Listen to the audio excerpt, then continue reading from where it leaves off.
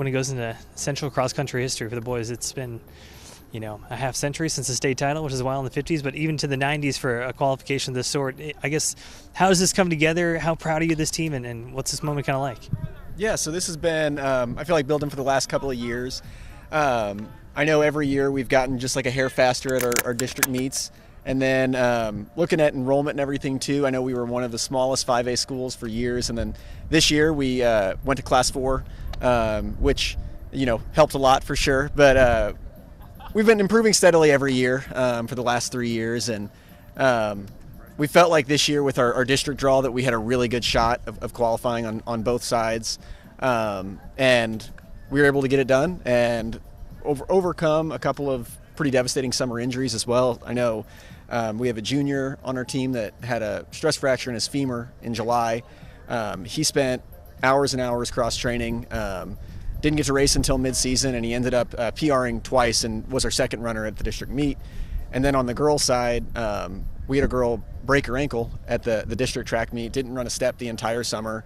But same thing, showed up to our practices even though she was on crutches all summer, spent 7 to 10 hours a week cross-training and in physical therapy, and led the team and qualified for state individually this year on the girls' side. So it's a testament to the kids' work ethic and believing in each other and in the team, and they really came through when it counted, which was really, really cool to see.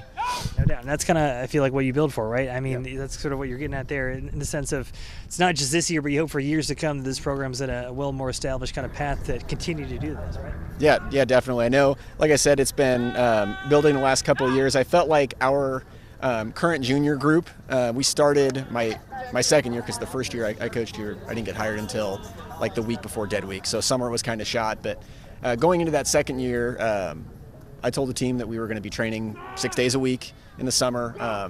Obviously, summer practices are optional, but I talked about that we could be just as good as the other schools. The only difference between us and those kids is, they train all summer. And so this freshman group that's now juniors came in with a mentality that they could be just as fast as everybody else if they put in the work, and they've done it, and the months and now years of work is showing off, and they're really strong, and we're only graduating one boy out of our top 13 or 14 this year, and all of our girls are juniors and younger. So everybody's coming back, and hopefully this can be the start of a trend that we're consistently qualifying for state and hopefully fringe on the podium at state. So it's just really, really exciting to see it all come together, and that the kids believe that they can do it, and now the months and years of hard work is paying off. So. And when you talk about the belief, that can be something that sort of multiplies at a school. When you see one program doing it, it can extend. Like, how big is this for the central community as a whole?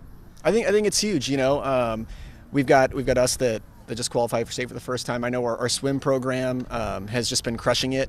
I know our soccer team, I believe, had the most regular season wins in the last 5 or 6 years. So good things are happening with our programs, and it's really exciting to see like buzz around our sports, and hopefully it gets more kids wanting to do sports and wanting to be a part of the change and a winning culture. So just on a personal level, when you talk about taking over a program, every coach can kind of have the coach speak, as we like to talk, and say we're going to be this, say we're going to be that, but then to actually do it is a whole different thing.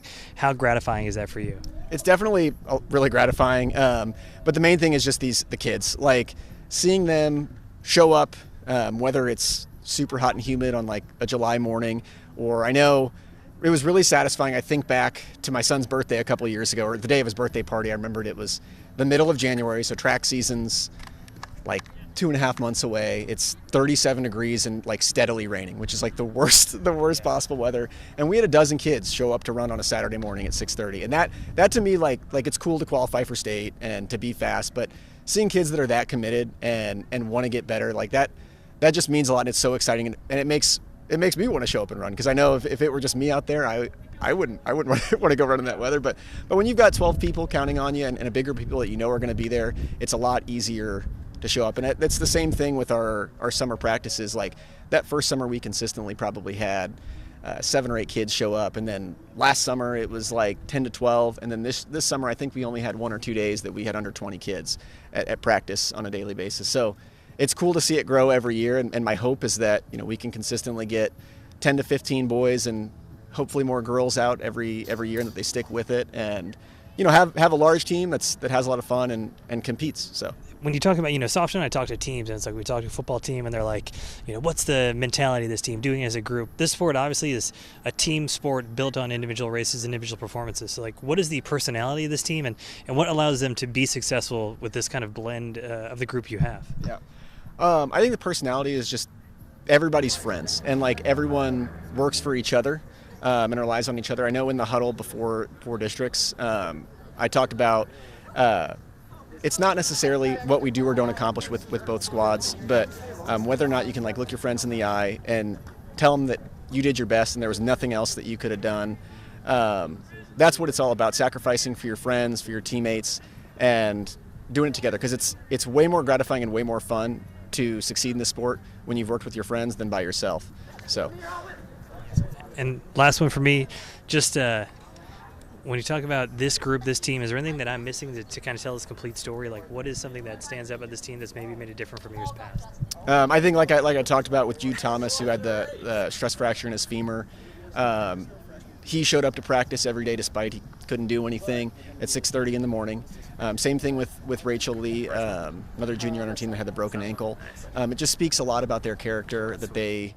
And with Rachel, her parents had to drive her because she wasn't 16 yet to practice. So you've got parents that are even willing to drive their kids to practice at 6:30 in the morning, just so your kid can stand there in solidarity, showing that like we all show up together and we work, even if they can't get in the work, but they're going to show up for their teammates. And so that means a lot, and like how much all the kids have sacrificed and worked. Just that I couldn't be prouder of them, and then I'm excited to see. Obviously making it to state was a big goal that we had this season, but seeing if we can continue to finish at the right time and peak at the right time, and seeing how high we can finish on Friday.